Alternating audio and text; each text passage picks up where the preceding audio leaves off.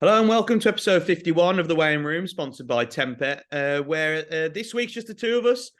We'll be back previewing a huge weekend of racing from Aintree, Doncaster, Wincanton and down Royal on ITV, with a mix of jumps and flat racing to get stuck into. Paul, as I said, just the two of us this week. Frankie's off gallivanting around the country at different tracks. How's your week been? Good, keeping busy. Graduated from college on Tuesday, so there was completing a busy 4 years, but great. Really enjoyed it, and would definitely recommend it. And was back on the mic then, presenting at Dundalk on Wednesday. So, despite it was pretty cold at Dundalk on Wednesday, but particularly as the afternoon progressed. But great days racing, and great to see some familiar faces back on course again. Yeah, definitely. And obviously we talked to her, but congratulations on that with your university stuff. And it was a really busy week for you. But this podcast is very busy as well, so that's going to add to it. Because as I mentioned, it's a huge weekend of racing, and it's got a bit for everyone really. Obviously, the jumps is at the centre stage with 3 tracks on ITV this week, with Down Royal offering the first Grade 1 of the jump season, but also Doncaster offer 3 races with some nice handicaps to get stuck into. We're also going to have a look at, obviously, this weekend is one of the biggest weeks of racing in America with the Breeders' Cup on Friday and Saturday. We are recording on Friday morning, and we are just going to have a little look at the end at some of the bigger races at the Breeders' Cup and throw out probably our best bet for that. Before we get going, though, you can take advantage of 10bet's superb offer they have running at the moment. If your first bet loses, you get your stake back as a free bet up to £20 when signing up. Terms and conditions do apply with this, and make sure you do check them out before getting involved. But it is a great offer to get involved with ahead of this weekend's action. We're going to go through 11 races and the Breeders' Cup, so there's so much racing to use that offer to get stuck into. Right then, Paul, we kick off this busy show by starting at Wincanton in the Richard Barber Memorial Mares Handicap Hurdle Race over 2 mile 5 furlongs.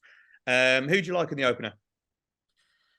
Well, I think Lady Adair looked very, very good when scoring on her last 2 starts at Newcastle, which was over 2 miles, and then at Taunton over the sharp 2 miles and 3. Her times have also been pretty impressive. At Newcastle, Lady Adair posted a time which was a little over 20 seconds slower than standard, while at Taunton she was just over 34 seconds slower than standard, which is still pretty respectable. But looking at her pedigree, and given that she has shown a bit of speed, I think this 2 miles and 5.5 furlongs I'm going to take a chance that it's going to be stretching her stamina. Her pedigree suggests that 2.5 miles is probably far enough. And Wincanton, it's a fairly flat track, but it does take a little bit of getting. It's quite a longish run in. So for that reason, I'm going to side with the Joe Tizard trained Rose of Arcadia, who has won a couple of English point-to-points, was a winner of an Irish point-to-point as well. She had 2 runs over fences, but looked very good when recording her second victory over hurdles at Chepstow. That was over 3 miles last time out. She raced a bit freely, so I think the drop down from 3 miles to 2 miles and 5.5, I think will suit her. They'll go half a stride quicker, which in theory should help her settle. Freddie Ginger was on board her last time out, success. Brendan Powell will be doing the steering on Saturday afternoon. And I think Rose of Arcadia will prove a tough nut to beat in this one. Yeah, it is a fascinating event, isn't it, really? Because there's a lot of different angles into the race. Rose of Arcadia, 4-1 currently, a course and distance winner. And Joe Tizard's absolutely flying at the moment. He can't stop having winners. Great start to his term as a trainer. I had a strong look at this race, and there was a couple that I could make a case for. But the one, when I finally got down to it, was Winhouse for Alan King. She's been really consistent runner for the yard throughout her career, winning on bumper debut in 2019 at Uttoxeter, and then finished second on her 2 starts. After that, her last bumper run at Hunterton behind Vegas Blue in a listed event, she was second that day. So strong bumper form. Sent hurdling in September 2020. She got off the mark on seasonal debut again at Bangor up to 2 mile 4, and then went to Ludlow up a further furlong and made it back-to-back wins. She was sent to Cheltenham in that December. She was only 4th in a Grade 2 event, but obviously stepping up in class. And that was on her first start over 3 miles. And then at Doncaster over the same trip, she was 4th again. She rounded out that season at Ludlow and second. But she was back this season on a seasonal debut and landed this race last year off a marker 1:22. She was seen 3 more times after that, but it was in tougher company, like behind Martello Sky, the horse you like, in Indefatigable. And then she was third at Ludlow and Ayr. Look, that saw a handicap mark come back down to a mark of 122 for this. She's absolutely superb fresh. That's the time you need to get her. And off the same mark she won this race last year, getting the very similar ground conditions, I thought she was quite a nice bet around 7-2. She had a lot going for her. And the key to this horse is getting her when she's bang fresh, because later on in the season, when it comes to around December and later on, the other horses have caught up with her and are probably even better than her.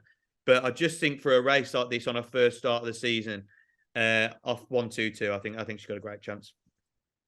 So Doncaster's first race in ITV we're going to get stuck into. First race on the flat we're going to look at is the listed Wentworth Stakes over 6 furlongs. Paul, who did you like in this one? I was quite taken by the manner of Tarhib's success at Nottingham last time out. She was slow away from the gate. She got squeezed for room and arguably had to do it. You know, she started off on the back foot, so she had more negatives after the first furlong than positives. You know, she's probably a bit more value than the winning distance would suggest. Now, Tarhib will probably need to improve to take this, but she's only had 10 runs. And I think if she turns up in the same form here as she did at Nottingham last time out, she should be bang there. So it's Tarhib for me. Yeah, it's like the penny finally dropped, wasn't it, for Tarhib last time out? Yeah. And obviously, they do think a lot of these horses probably just been knocking on the door, not winning races she should have. But the way she won last time, was quite taking. So if she can progress again at 8-1, she's got a cracking chance. I couldn't get away from the favourite in this one, Art Power. What a horse he's been for Tim Easterby. He's been flying the flag for that Yorkshire Yard, hasn't he, over the last few years? And even though he's off top weight in this 9 stone 10, he gives weight away to the whole field. And there is some really, really strong, let's say, handicappers. Summer Gander horse we absolutely love on this pod. At the age of 8, he's still progressing. Yeah. And look at him at 11-2. He's brilliant. Comanche Falls, exactly the same for Michael Dodds, a cracking sprinter that's won some cracking handicaps and always runs his race. But I think Art Power, dropping down from Group 1 company, showing when he does drop down to listed Group 3 company, he just wipes the floor with these runners. His form speaks to himself. Like, if you look at him, he's gone on to place in races like the British Champion Sprint Stakes, Platinum Jubilee, July Cup, the British Champion Sprint Stakes a few times. He's won a Group 3. He's been beaten in Ireland, funnily enough. Every time he goes over to Ireland, he's winning the Group 3 Lacken Stakes at Naas. He was actually seen 4 times this year. He started over 7 furlongs behind Kim Ross. We all know what Kim Ross has gone and done, obviously running in the Breeders' Cup Mile this weekend. And that horse has won, I think, back-to-back Group 1s over different trips. His poor run this season came in the Haydock Sprint Cup, but again, it's in Group 1 company. Back into much calmer waters over in Ireland, the Group 3 Renaissance Stakes. He got back to winning ways. And then last time out, he was a valiant 8th in that Group 1 British Sprint Champion Stakes. He does give the weight away, but he's around 9-4, and I think that could be a cracking price, because I just think he's a much better horse than these in the race, and at listed level should get the job done around the 9-4 mark. The next race we're going to look at goes over to Aintree, and it's at their first one. We did say it was going to be a busy show. We've got 4 different tracks to have a look at, so do keep up with us. But Aintree is the next one we're going to go for. It's a Class 2 Potemps Network handicap hurdle, over 3 miles and half a furlong. Paul, always tricky events these, but with not as many runners as normal in probably this event, we might be able to find a bit of value. Who are you going for? I'm looking forward to seeing how Milan Bridge gets on here for Paul Nicholls and Tom Buckley. He's won 3 of his last 4 starts. Tom Buckley has ridden him to his last 2 victories. He travelled strongly when scoring at Hereford 2 starts back. So I think the sharp track here will suit. He had to be shuffled along early enough, I think, at Fontwell last time out. But at Hereford the time before, he did travel strongly, which would indicate that the sharp track here at Aintree should suit. And Milan Bridge, I'd be expecting a big run. Yeah, Milan Bridge for me as well. And one of the reasons why, I think for everything you said was bang on, but for one of the reasons why Milan Bridge was my selection. If you look at Jericho Rock and you look at Remastered, maybe even Ashtown Lad, their sights will be set on bigger races over fences, I think, this season. So this might just be a prep run that can have something to fall back on if he doesn't work over fences. They might get in the top 3 or 4 to go to Cheltenham in March for this race, as it is a qualifier.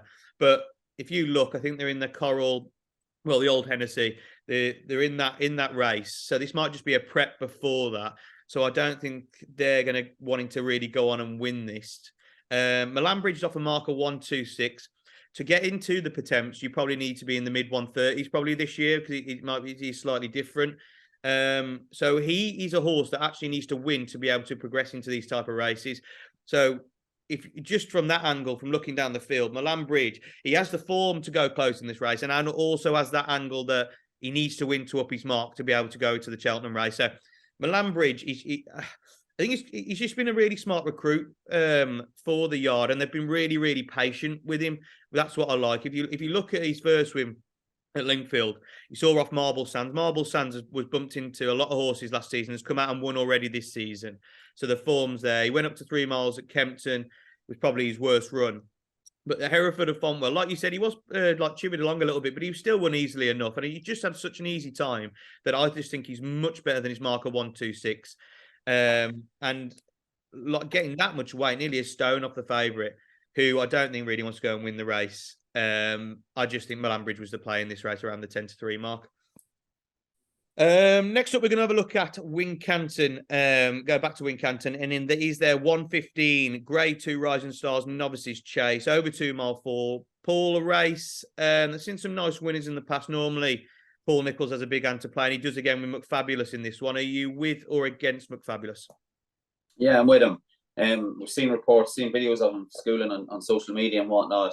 Schooling's obviously gone well, touching all available wood. He has the form over hurdles. Like on his best form, he should be taking this really.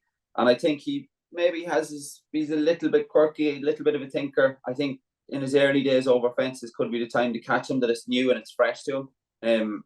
He could well just eat these Wincanton fences out of it. Whereas as his career progresses over fences, I'm only just going off his hurdle form. He might just get a little bit bored of it in time, but I think he'll be difficult to beat. Yeah, I'm with you as well. Around 6-5, even money favourite. I don't think there's too much on offer in terms of opposition. I think, don't get me wrong, Sebastopol, it's a second season novice and has showed over both hurdles and fences that this horse, he's quite smart. But if you look on the ratings, McFabulous is, £5 higher. Hanging there's ran well. It was a poor effort last time out. And I'd be surprised to see anything else go and win this. But why I like McFabulous was, like you said, as a hurdler, he was much, much better horses than these. And he's a little bit quirky and probably should be better rated than what he was over hurdles. Because on his day, when he got 2 mile 4, 2 mile 5, it was very tough to keep up with him. He was obviously tried over 3 mile against the likes of Time Hill, Paisley Park, and he couldn't stay the trip. 2 mile 4, 2 mile 5 is exactly what he needs. Like you say about Wincanton, he should handle it, no problem. He's a Relkel winner. He's a Persian War Novices Hurdle winner. You don't go and win those races if you're not a nice horse. Yes, he's starting over fences slightly later than usual, probably for Nicholls and most horses. But I just think he could be a class above. I think the price represents that. And I do think if taken to the fences like we've seen in those videos, he could be quite a smart horse for all his quirks over fences. He was supposed to start his life over fences at Chepstow, but he was pulled out. I think this has probably been the aim for Nicholls for a long time. And I think he's the one to beat in this one. So back over to Doncaster for their second event of the afternoon on ITV. And this is the listed Gillies Fillies Stakes over 1 mile 2 furlong. An interesting betting event. Who do you like, Paul? Well, yeah, from a betting perspective, but the prices, I could see a big run from Mellow Yellow, who failed to see out the 1.5 mile trip at Newmarket last time out. But despite fading to finish 6-9 in the end, she was beaten less than 3 lengths by the winner. And this is only her 5th start, and I think there's more to come. I think to drop back down to 1 mile and 2 will suit. And last night when I was looking at this, I was seeing 14-1, and I think that's a massive price. And 14s, I'd be happy to have an each way play on Mellow Yellow. Yeah, 14-1. I also thought was a big price. It's actually drifted from 10 to 12s, but like Haggis horses have been this season, they've been backed in before the off. So I think Mellow Yellow's definitely got a big each way point. I actually quite like one in this one, even though it's got that many runners. I do quite fancy one, and it's Moon de Vega for Ralph Beckett. A winner on a final start of last term over a mile when racing on soft ground, which soft ground I think could be the key to it. Obviously, it's heavy ground at the moment at Doncaster, so I don't think she'll mind that. That win actually came at Doncaster over the mile, so to break a maiden, which is nice, so she likes the track. Sentiment Trip for a 3-year-old debut this term. She was 4th and 9 at Chester in the listed Cheshire Oaks.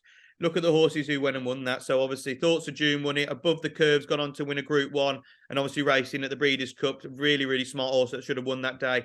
Tried in the Epsom Oaks. Look, it was over 1 mile 4. She was outclassed really, but she didn't actually run that bad a race if you actually look back.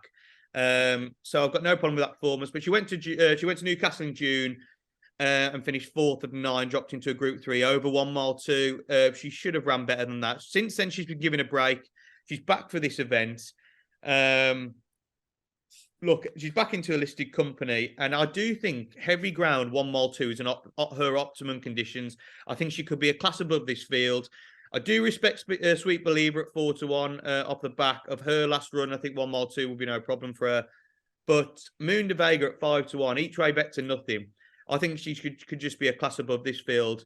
And I think the yard thinks she could be quite a nice horse as well. Obviously, pitching her into Group 1 company and running in the trials against some really smart horses.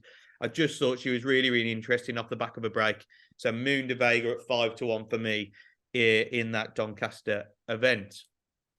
Back over to Wincanton, and one of their feature events on Saturday, and one of their feature events of the year is the 61st Badger Beer Handicap Chase over 3 mile 1 furlong. Quite a tricky punting prospect every year, Paul. Quite a quirky race that a lot of people getting into. We obviously see Frodon. He was supposed to go over to Down Royal for the Grade 1 to defend his title, but obviously comes here off top weight. He looks a really interesting contender, doesn't he? Yeah, he's fascinating, James. He really is. Like it is a difficult race to try and find a winner. I'm seeing 7 to 2 here. You know, he's top weight on his best form. He'll be taking this. I think he's going to be a tough nut to crack if he turns up. All systems go. You know, he's down to a rating of 158, a rating that he hasn't seen since October 2018. The yard are absolutely flying. Brioni Frost gets a great tune out of him.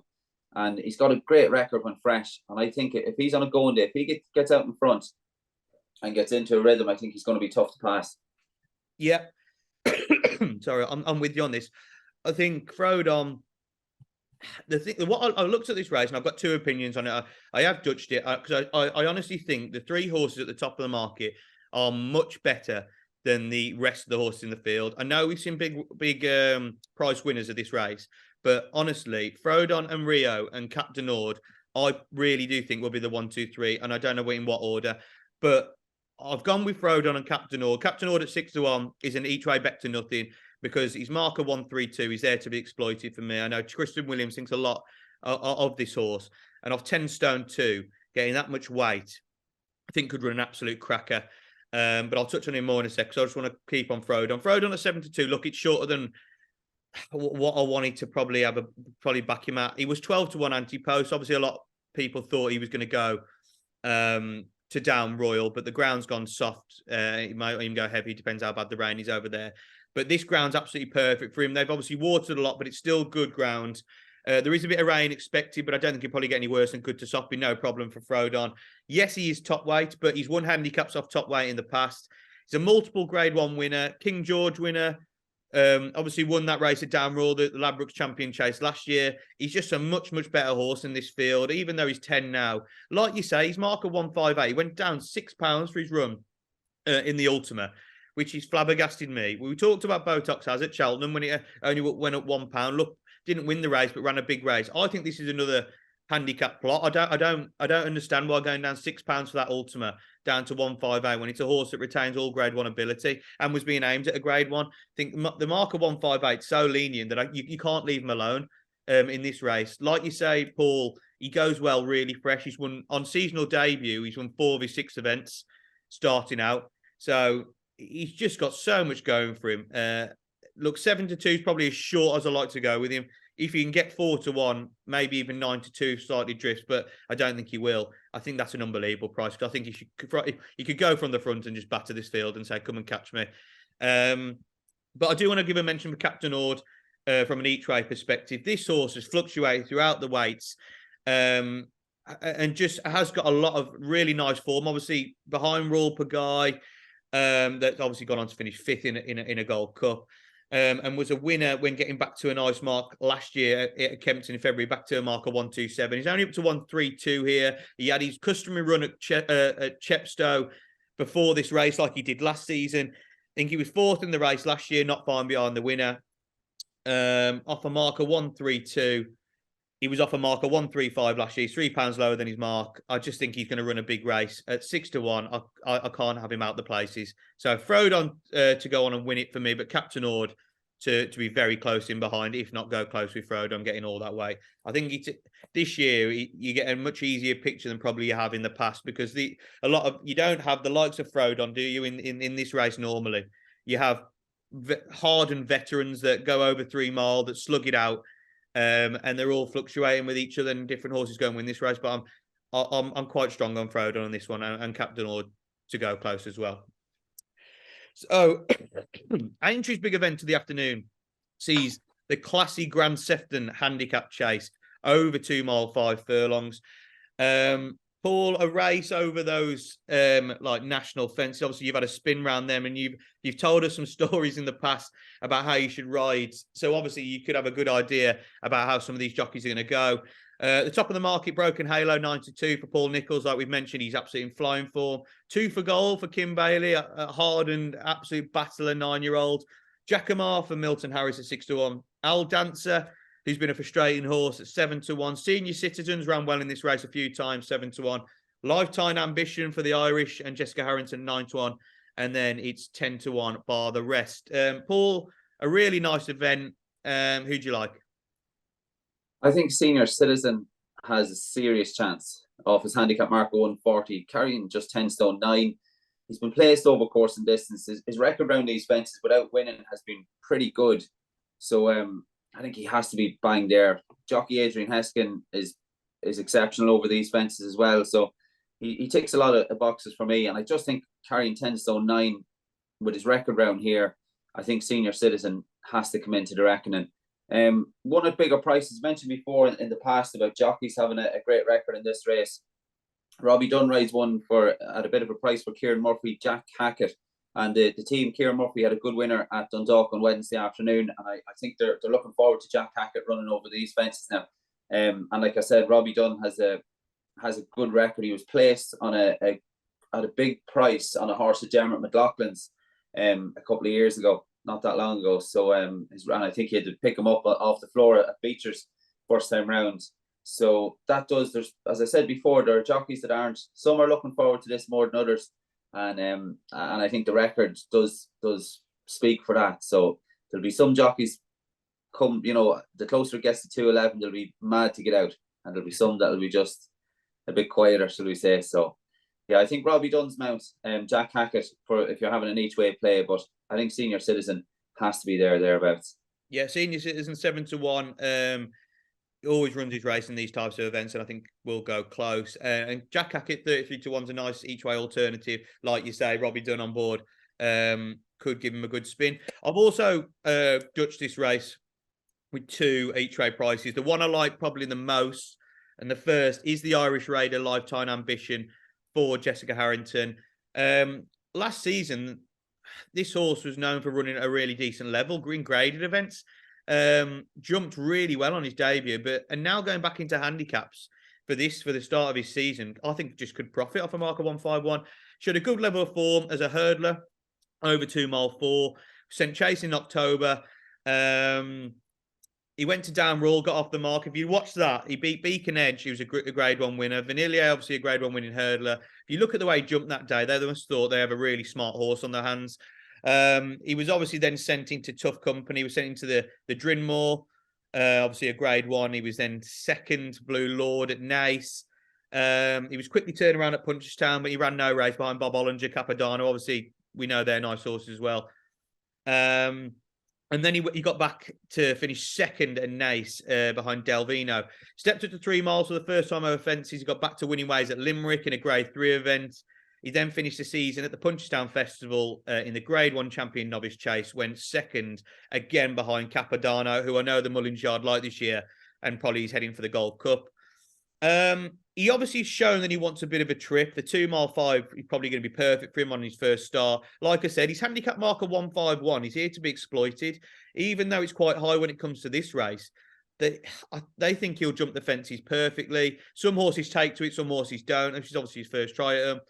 I'm seeing around 9-10 to 1. I think he showed some really smart novice form, and if being able to turn that into this handicap, I think he's a huge player at 9 to 1, and I quite fancy him to run a big race. And I know that the Harrington Yard, when speaking about some of their jump sources at the start of the season, they haven't got as many now. They're more of a flat operation, but I think Lifetime Ambition was one horse they were looking forward to, especially when going over these fences.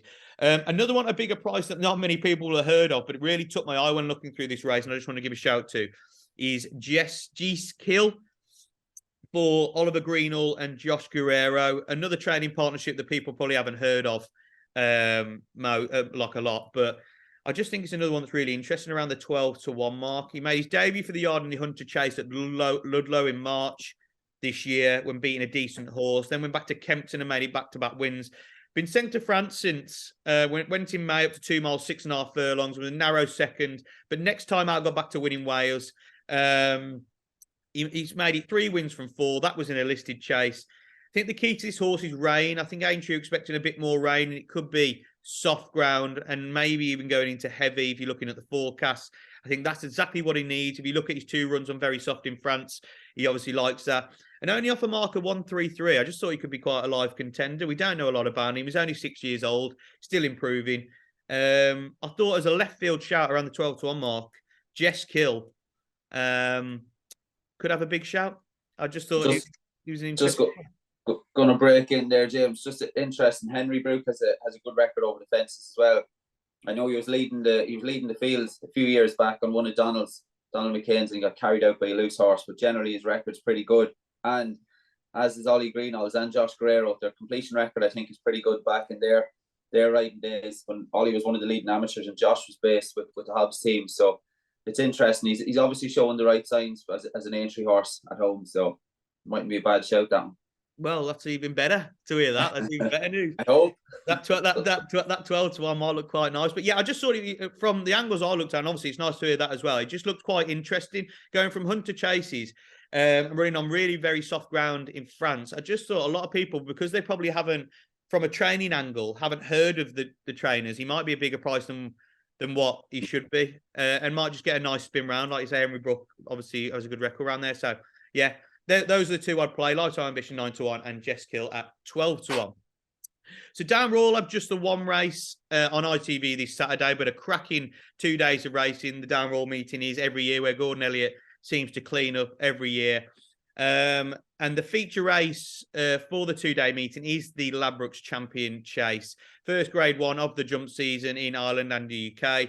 Like we mentioned, Frodon's going to the Badger Beers, looking to retain his title in this one, which leaves Galvin at the top of the market. Horse of Paul, I know you put up as one to follow this season, a horse you're quite fond of. Currently around even money, 11 to 10 for this race. He takes on 4 other runners. Conflated, who's in behind him, obviously showed last season at the DRF how good he can be. Beacon Edge, Kenboy, and that horse that is just, everyone thought it was going to be special, but hasn't probably turned out to be, Envoy, Allen. A cracking race, really, even though it's 5 runners. But who do you like? I'm all over Galvin. Last season's Cheltenham Gold Cup 4th. I put him up for the Gold Cup in March. He's a horse that I followed. I know since Robbie Power, definitely since Robbie won him in October, the showcase meeting, I think it was, got into COVID. I know Robbie was pretty taken with him that day, so he's a horse that kind of followed from then. I fancied him for last season's Gold Cup, and I think the market's got it spot on. Davy Russell on board for Gordon Elliott. Galvin's the one that they all have to beat. He looked as good as ever. He was pretty good on reappearance at Punchestown, and as the market suggests, I think he'll take the beating. Yeah, I'm absolutely with you here. I'm a huge fan of Conflated. I do really like Conflated. I think He's been backed in, I think, from 9-2 into 11-4. Kenboy, look, 10 years of age now. Could have a nice spin round, and it could be a swan song, really. But I think Envoy Allen as well and Beacon Edge, they're going to find things tough. I think Galvin could be a class above, especially at this time of the season. A lot of what we've talked about, haven't it, when we come over to the jumps from the flat, horses that are fresh, that do much better before the turn of the year, is what you probably got to look at in these sort of races. And Galvin, for me, I'm exactly the same as you. I was all over him for the Gold Cup last year. I backed him for the National Chase. I also backed him the year before that when he got beat by Imperial. Yeah. I'm a huge fan of this horse. And now Frodon's not in the race, even though I do think I think he would have beat Frodon anyway. The price of 11-10 is still standing. I just think he goes and wins this race. I mean, this has been his big aim, probably for the season. It'd be a bonus whatever he goes and does off the back of that. I think he'll go to the Gold Cup. I think he'll go to the race at Christmas, the Savills Chase. I think he'll try in those again. And obviously, when he went on beat A Plutard before the Gold Cup last year, what a performance that was. To have that in your locker, and if you're reaching anything like that in this race, you go and win fairly easy. I think like I said, I think he's a horse that performs best before the turn of the year. He's run at Punchestown like he has done for the last few years to set him up absolutely bang on for this, and I think he's the one to beat. I think we could be getting into nap territory with this, because I think Galvin has a huge chance in this, and I hope, because he's just a horse I love, and I just hope he goes and wins. 11-10, getting odds against, I think, is quite nice, because I thought he'd be about 10-11, 5-6 personally in this race. So Galvin for the pair of us, and we are starting the Galvin fan club. I think so we do really like this horse. Yeah. And another big event this time from Aintree is the Ball Sports Best Odds Guaranteed Day before Class 2 Hurdler Conditions race. There's also always seen some really nice horses go into it, like Somerville Boy, and obviously Brewing Up a Storm won this race. Brewing Up a Storm's looking to go and win the race again for consecutive years. Who are you siding with in this one, Paul? I've gone with Langer Dan. Maybe not a race I'd be getting involved with from a betting perspective, but if I had to, I would give a tentative nod to Langer Dan. Could be a tough nut to crack for the Skeleton team. He won a Grade 3 contest at the national meeting when last seen. His record fresh wouldn't be great, which is a concern. But I know you mentioned Brewing Up a Storm has won this race in the past, but I think Brewing Up a Storm and Dash the Drasher will be using this race as a stepping stone. So it's Langer Dan that gets the tentative vote for me. Yeah, I'm joining you again. I came down on Langdon, and you're absolutely bang on. It's not a betting race for me, really. But putting up a selection, I think Langdon at 15-8 opposed to the 6-5 of Brewing Up a Storm would be my play. Last year, he was a massive talking horse, wasn't he, ahead of the Cheltenham Festival. He ran once at Taunton, finished last to 6th, and the handicapper dropped in £3. Absolutely, I don't know what's going on with the handicap at the moment, but we seem to be finding absolute gems, because off a marker 137, he got backed off the boards in the Martin Pipe. Obviously, he ran in the Martin Pipe the year before that, finishing behind Galloping the Champs. We know what's gone on and happened to that horse. Off a marker 137, he was brought down at the second fence. Everyone was on him. Everyone wanted to round off the festival. Lovely. But he wasn't to be. Kept off the same mark. He went to Aintree, none the worse, and absolutely bolted up. Beat Fields Do Dairies that day. Who's a nice horse in his own right. But it was obviously a handicap block, because he was a much better horse than 137, and he showed that. Now he's up to a marker 145. He's got to start thinking about these races and going into better company. I think it's a perfect race to start him off. Yes, he's at record fresh, isn't great. But when we did speak to Harry Skelton ahead of the season, he said Langdon would start off in this race, and he has been going well at home. So that was enough to me to suggest that, look, Brewing Up a Storm, yes, he'll slog in the mud, he'll come late, but I think Langdon could be ahead of him. Dash or Drasher might get an early lead and might have too much of a lead for people to pin him back. I think Void of Rev at 25-1. I think he should be bigger. Look, I'm happy to be proved wrong, but I just don't think he's the same caliber of a horse as the other three. And I think Langdon at 6, just being a younger horse, obviously he's still got a lot of time to progress. And obviously showing that Aintree form and winning that Grade 3 handicap.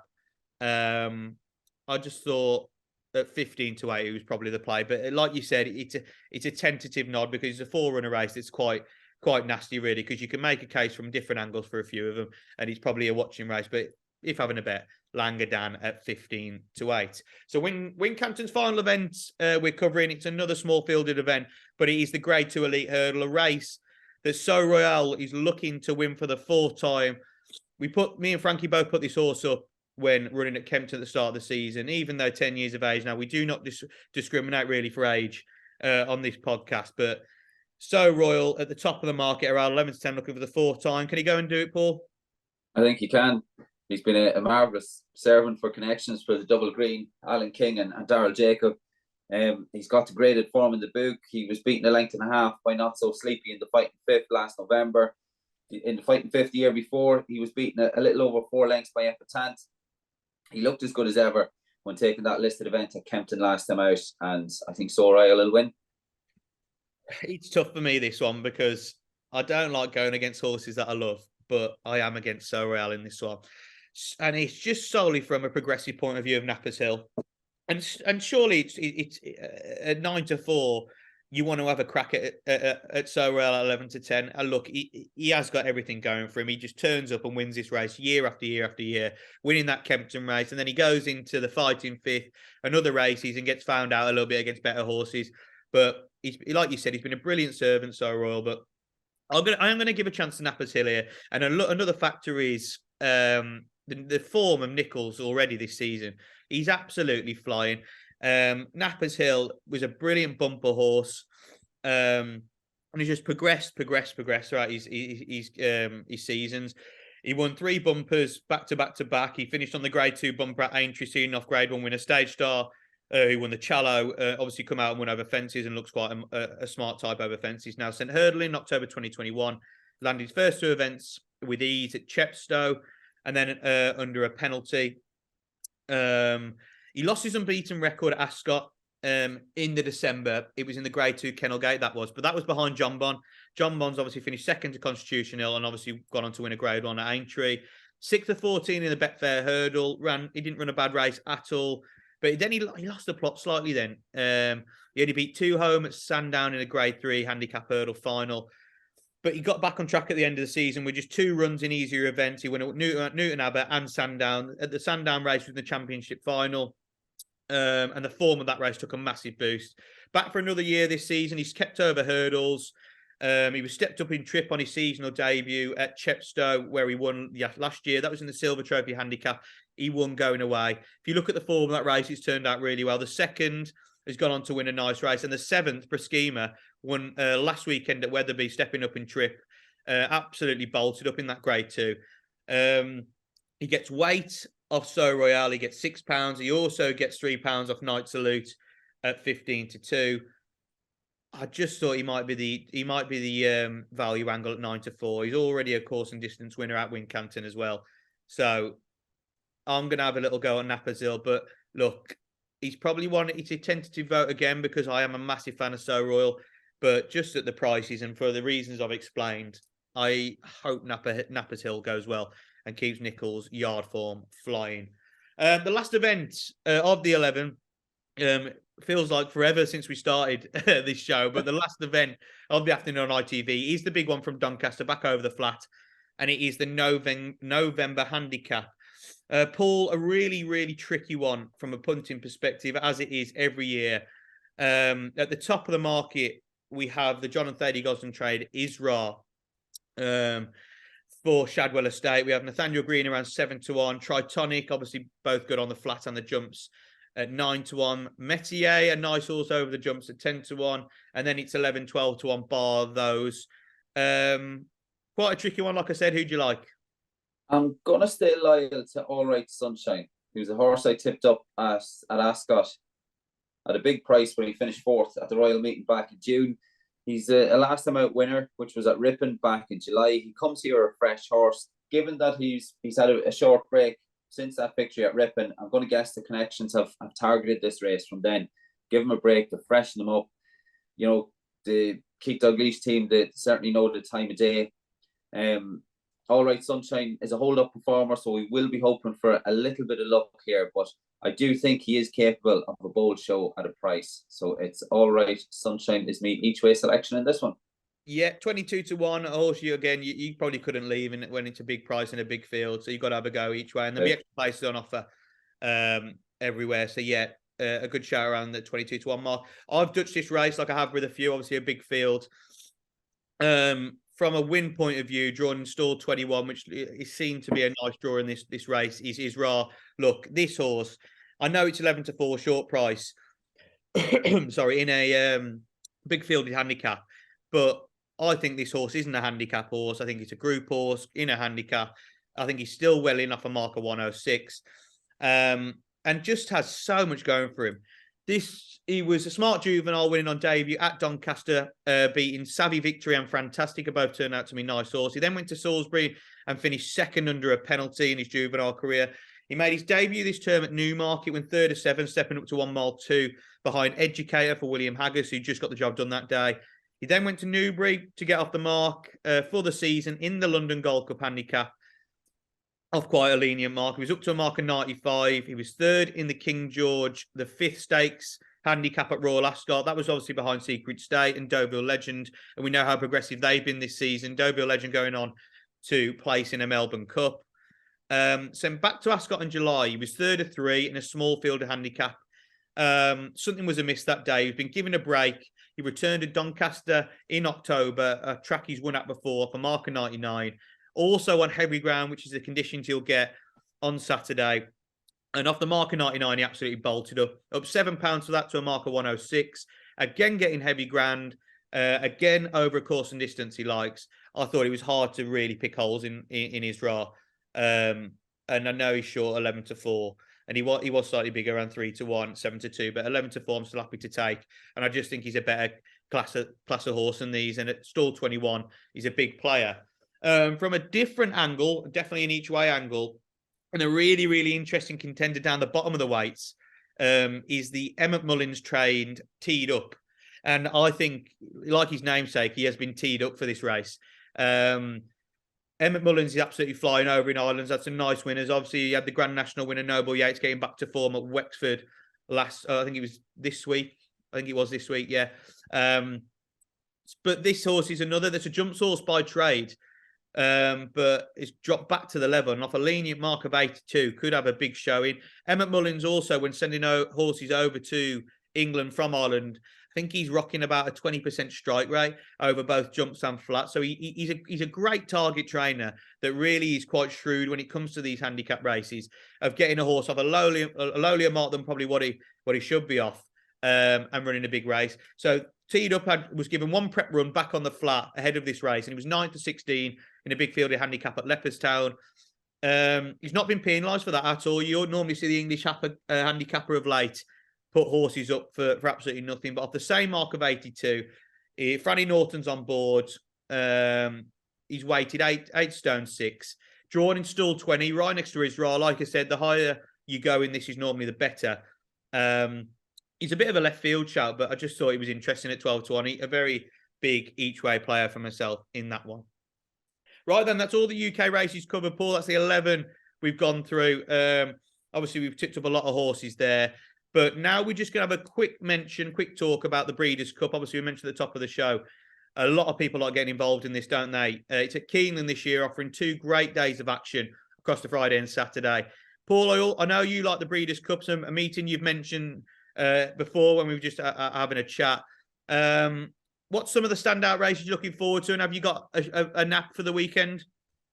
Well, I think it all builds up to the Classic, doesn't it, on Saturday evening? I know we're running a bit earlier, of course, with Keeneland being closer to the East Coast. It's going, the Classics due off at 9:40. Generally, I'd imagine it'll be 5 or 10 minutes behind schedule. The Breeders' Cup, like, they put on some show, don't they? It's incredible. Looks an incredible atmosphere. I've never been, but it's certainly on the to-do list. I think looking forward to the European horses tomorrow. I hope, England and Ireland were well represented. So we'll be disappointed if we don't leave without a couple of winners. Tonight, I'm looking forward to the 7 o'clock race, the Juvenile Turf Sprint over 5.5 furlongs. I'm looking forward to seeing the Wesley Ward trained Love Reigns, who is a course and distance winner. That was on debut back in April. Was 4th at Royal Ascot behind Dramatised, and has won a listed race at Saratoga when last seen. That was back in August. I think Love Reigns will be tough to beat in the 7 o'clock this evening, on Friday evening. Moving on to Saturday, I'm looking forward to seeing Golden Pal. I think he wins for Irad and Wesley Ward. He runs in the 4:29 race. 6:30 Kamari. It's the Wesley Ward show so far. I think Kamari will will take the beating in that 6:30 contest. And I quite like Rebels Romance. I think William Buick had a tough choice to make. I'm not so sure he'd choose the correct one here. James Doyle is on board for Charlie Appleby. I think Rebels Romance takes the 840. And looking at the classic, Flightline wins, doesn't he? But I think to follow home, there's 3 places on offer if you have an each way bet. I think Life is Good from stall 2 for Irad Ortiz and Todd Pletcher should be banged there. And one at a big price, he's never far away, and he was 4th in the Classic last year, was it, or 2 seasons back. Tyler Gaffleone is on board for Doug O'Neill. It's a horse called Hot Rod Charlie. He's around about the 40-1 mark, and you could do worse than have a small each way wager for a fun bet on Hot Rod Charlie, I think, in the Classic. But Flightline, as we know, is the one they have to beat. Yeah, like I said, I couldn't not have you on here and not talk about the Breeders' Cup because you absolutely so and you've gone through it absolutely brilliantly. Like you said, there's a couple I'm looking forward to as well. Golden Pal versus Highfield Princess is one that I just absolutely can't wait for that. Highfield Princess has been absolutely superb, but Golden Pal out those gates, I've never seen a quicker horse in my life come out the gate. Rapid, that's a cracker.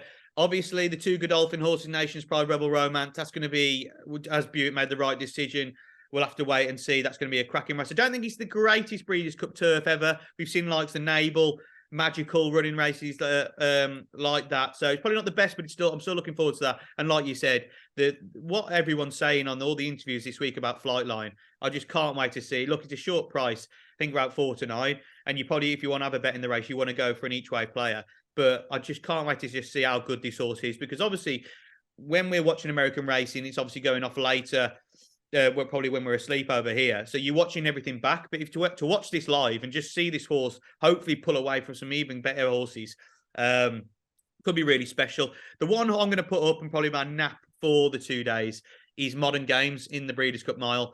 A horse I've talked about all season. I just think I absolutely love this horse. His record in America, and Canada, and also what he's done this season speaks for itself. He's a Breeders' Cup winner already, winning last year at Del Mar in the Grade 1 Juvenile Turf. He landed the French 2,000 guineas on his seasonal debut this turn. He then went up in trip and was second behind Videni in the French Derby.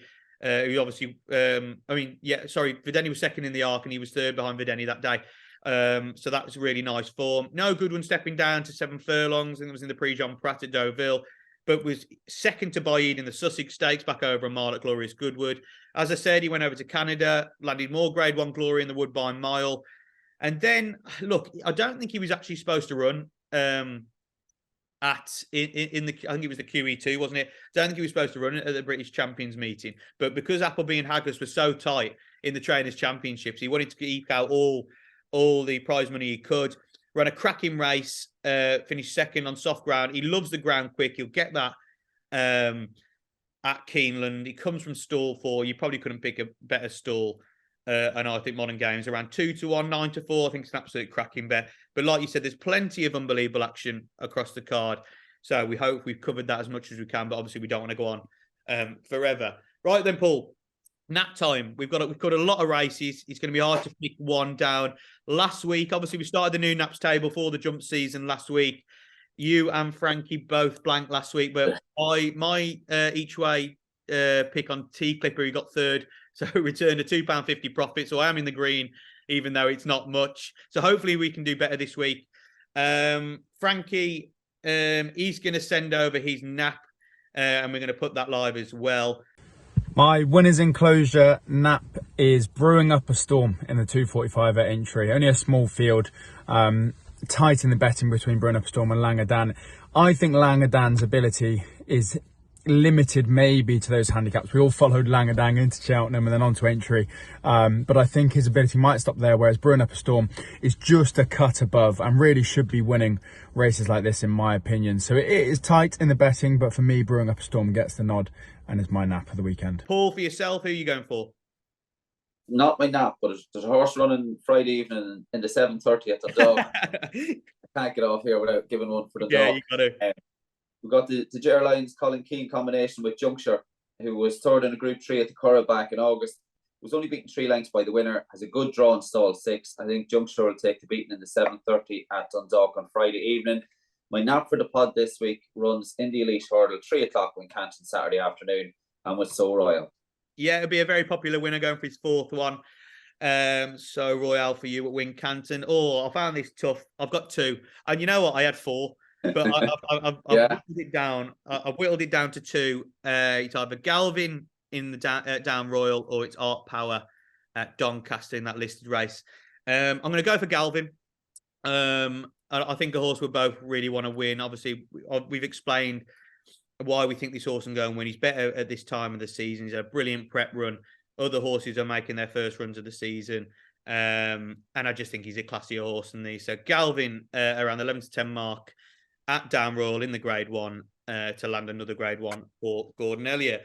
Paul, thanks as always for your selections. Thank you, James. We've covered a lot of racing from Wincanton all the way over to Keeneland. So hopefully we found some winners. Please be sure to like this video, comment your selections below for the racing in Ireland, in the UK, and for the Breeders' Cup meeting with loads going on.